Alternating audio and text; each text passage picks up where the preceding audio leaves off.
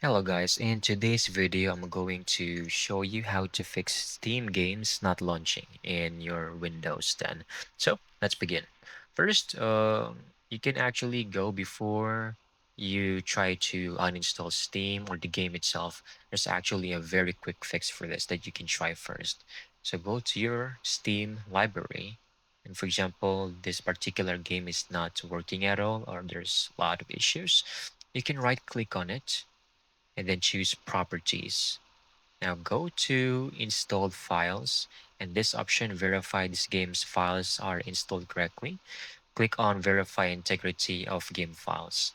So it will do a bunch of checks, and it will actually fix, like for example, fix any files that were missing or repair any files that were damaged. So click on that, and it will actually report in here that some files were reacquired or validated.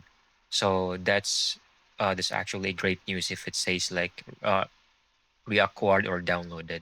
So just click on, just close on that. You can restart your Steam, refresh, and then open the game, see if it launches. 99% of the time this will actually work. So at least you have a quick fix before you start doing other options such as installing the game or reporting to customer service. So I hope you found this video very helpful.